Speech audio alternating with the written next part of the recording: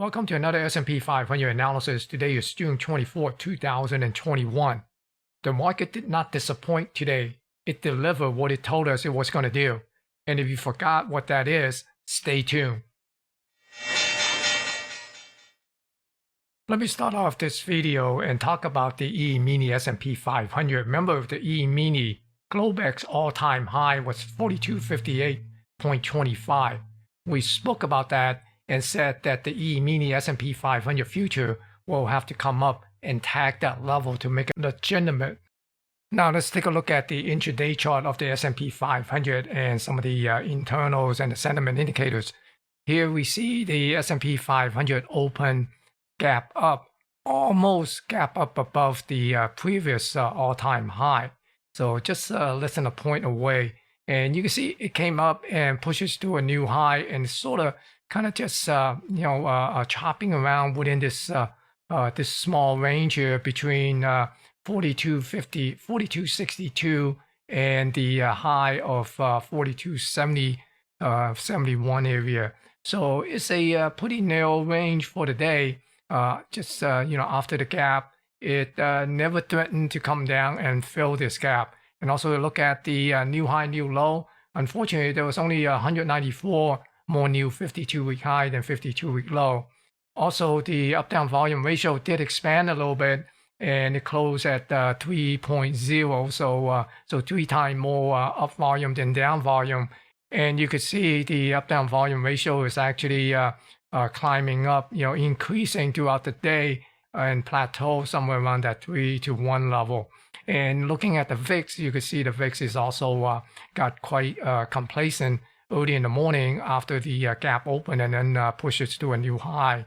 And it was down at the, was at 15.43, somewhere around there, and closed the day at 16. So although, it seemed like this line is coming up, but the magnitude of that move is not that big of a deal. And also the put call ratio is still under 0.5 and way under 0.75. So the market participants are still putting risk on. And the advanced decline expanded today, which is a good sign. Remember yesterday it kind of dived off to into the close, and it closed only with 182 more new advancing issue than declining issue. But today we see that there's over 1,000. It's 1,259 more advancing issue than declining issue. And when it opened up today on the open, it was 1474. So it didn't close higher than that level, but it didn't give up too much. It still closed at 1259. So all in all, today was a pretty broad market move to push the S&P 500 into a new high and close with a new all-time closing high. So looking at the daily chart of the S&P 500, the S&P 500 closed up 24 point, a little bit more than 24 point, or 0.58% for the day. And the VIX is down at this 15.97, close to that 16 level, and the put call ratio at 0.47. And here the up-down volume ratio, like we said earlier, is 3 to 1 in favor of the up volume, and the daily advanced decline with over 1,200 more advancing issue than declining issue, close at 1,251. And here's the new high, new low, 196 more new 52-week high than 52-week low. We'd like to see that number at the upper 300, 400, 500 level, but with a low from the level of 43 a few days ago, last week, coming up to 194, and we do see a little bit of a increasing number of new 52-week high over 52-week low. So that's that's a little bit of a positive sign, but again, we need to see this up at these level here, 400-500 area. Now, the cumulative advanced decline did not make a new high, just a little bit shy of the new high. So in that regard, we are seeing a slight negative divergence. The old high level is 28,969, and today is 28,334. So a few hundred less. So, but today with the S&P 500 with a new closing high, right? So essentially that puts it a little bit of a divergence here, a negative divergence. So we'll see in the coming days if the S&P 500 continue to push into a new higher level and close with a new closing high. Will the cumulative advanced decline actually come up and put in a new high? So that's the key thing to keep an eye on for the next new closing high on the S&P 500 if we will see a new closing high. I give you a little clue later on that we could be looking at another new all-time high. Not necessarily new closing high, but new all-time high. And here's the NASDAQ. The NASDAQ closed up 91.64%. We are seeing a little bit of a shooting star. We'll take a look at the NASDAQ price action in a little bit more detail later on. And the up-down volume ratio 2.6. So it came up a little bit from yesterday, and the advanced decline really expanded, which is good. Today there were 1,776 more advancing issue than declining issue. So that is good that we are seeing a little broader market participation in pushing the NASDAQ into new high today. And the new 52-week high over to 52-week low is only 143. Again, we would like to see this number higher, but still, it is coming up, just like the New York Stock Exchange. So that is a little bit of a positive. And here, the advanced decline cumulative advanced decline line is still seeing a negative divergence. So that needs to be repaired. Hopefully, it will come up and take out at least this pivot high here. Then that would give it a synchronization with the index if the NASDAQ continue to push up to the new high territory. Now let's take a look at a daily chart of the S&P 500 in a little bit more detail. Now that we got the new high and the new closing high out of the way, what next, right? Well, as far as on the downside, we know what some of the level that could potentially be support level if it pulls back. This is some of these levels that we'll be watching will be this 42.32, and of course the prior closing high 42.55. And if it come back down, we could also come down to see this 40.20 level or this the 40.60, 40.50 area. Now, as far as the all-time high or the next target level on the upside, then we resort to Fibonacci retracement tool once again.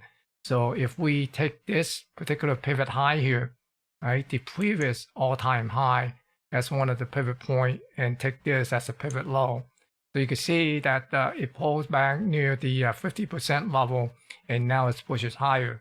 So if we look at this 127, then the next potential target based on this extension could be 43.10, 4,310.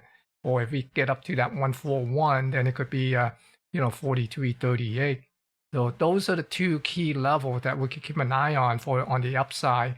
Essentially that 4,300 will be in play if it continues to move up, and the next level that it might tag would be 43.10, that area there. So that's all we could do right now, right, on the upside.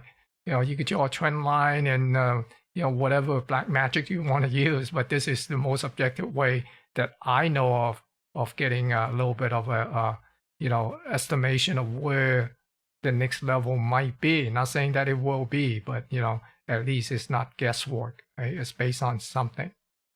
Now here's a look on the NASDAQ 100 on the daily chart. Remember yesterday of this little bit of a doji spinning top, we're saying that if we see a down candle, then it will set up this evening star type of pattern, which will be a little bit of a bearish pattern similar to here, and we could see a little bit of a pullback. But as you can see today, it actually gap up and put in a shooting star type of pattern. Now, a candle. Now that doesn't mean that we could not see a negative or red candle tomorrow. And again, this is also could set up an evening star type of a pattern. Now we'll see if we gap below this low tomorrow, let's say open gap below this low, then this is not good. This have to come up and close this gap. Otherwise, this will basically, leave this like a little bit of an island candle, and that is, very bearish type of candle formation. So we got to keep an eye on tomorrow's open and see what the high is. Would it be able to get into the, the range of this candle?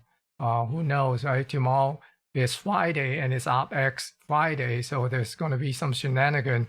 So it's depending on how they're going to play that game.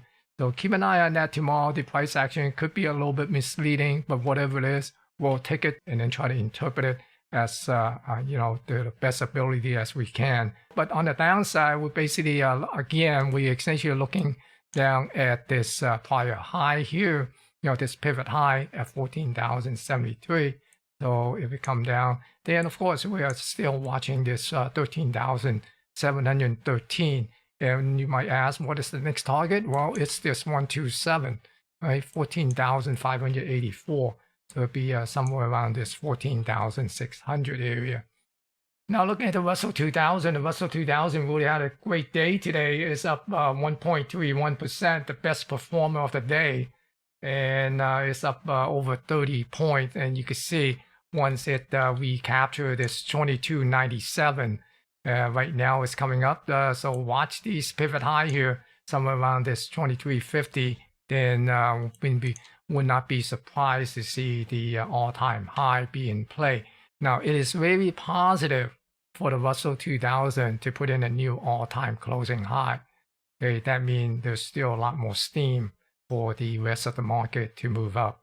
All right, so keep an eye on the Russell 2000 and see how it will perform in the coming day and see what it'll be able to take out these highs here. And if we could take out this high, watch that 2360.20. The all-time high for the Russell 2000. Now, once again, on the downside, basically, we're looking at this 2297 area and the 2195. Now, the not-so-stellar performers is the Dow Jones Transportation.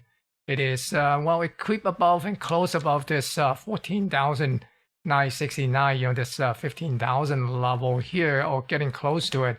It closed at 14,982. So we'll see would it be able to stay above this this level here and see would it come up and make a test of this level here that was support now turned to resistance. And if we get above this, then we be looking at possibility of reclaiming that's 15,500. Then once it breaks this trend line, maybe it could work itself back up to the all-time closing high. We could see it reverse back down and come down to this trend line and might break this trend line. Then we keep an eye on this 14,242, because if any pullback from the S&P 500 or the NASDAQ market, we could see some more pullback from the Dow Jones Transportation. Now, the Dow Jones Industrial did put in a decent performance today. It was up 0.95%. or over 300 points. It was up 322 points. So it is getting above and try to get up here. We basically need to see this pivot, right? This pivot level here, because it broke this pivot level, come up, try to get to a new closing high, and then pull back. So right now, we got back above these low. So right now, we want to see would it be able to come up and reclaim this pivot high here and get it back above this 34,500, and maybe we could chop up and get up to the closing high. I mean a new closing high. Now, once again, in regardless of what the transportation is doing now, what they have done in the past is already telling us that the Dow theory is still in play. In other words, we still expect the Dow Jones Industrial to come up and make a new closing high. And here on the composite, the New York Stock Exchange composite, it also came up today, and it performed quite adequately. It was over 120 points, so it was plus 120.99 or 0.74%. So that is pretty good performance for the composite, the New York Stock Exchange composite. Once again, we essentially are looking to see would it be able to come up and put in a new closing high.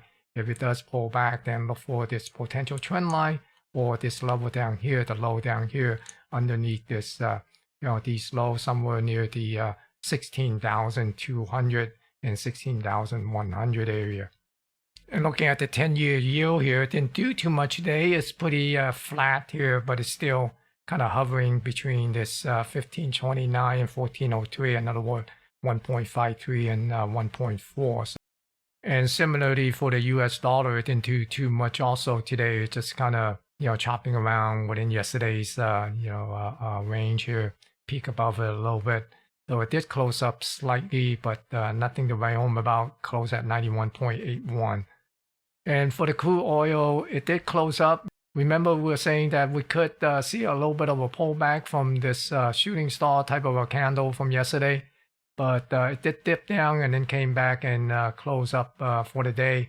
Close at 73.36. So we're still looking for that 75 level. So for silver, we are still looking at this consolidation here at this 26 level.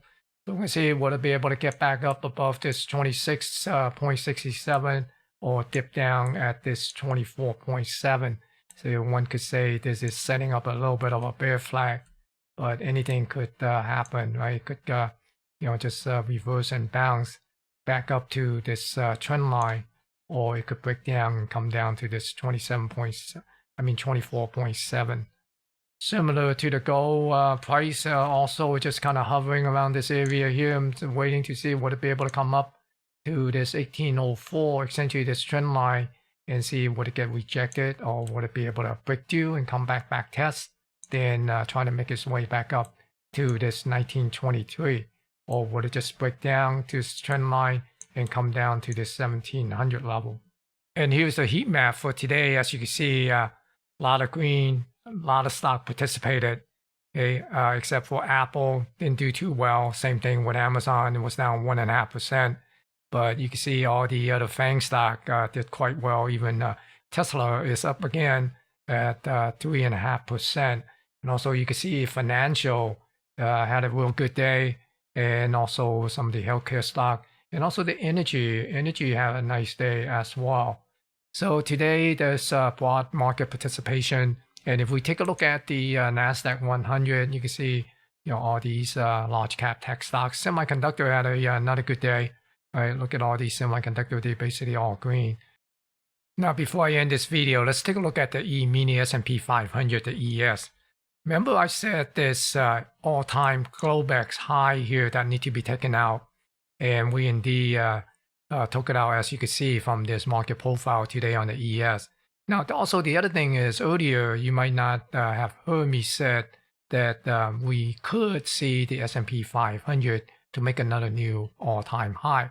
Not necessarily close with a new closing high, but for a new all-time high. And the fact is because of this poor high from the ES on the market profile. And this poor high need to get resolved. In other words, the ES will need to come up and tag this level in order to resolve this poor high. Okay, so that's the reason why I'm looking for the S&P 500 to make another new all-time high as the E-mini S&P 500 come up and take this level out. Now, the other thing is on the way down, let's say, for example, tomorrow, we won't be able to come up and resolve this poor high. Instead, it will be coming back down. Then see all these, what I call unfinished business, these level has to get tagged. Okay, so yesterday I presented some of these level down here that remain to be tagged, these single prints and also this point of control.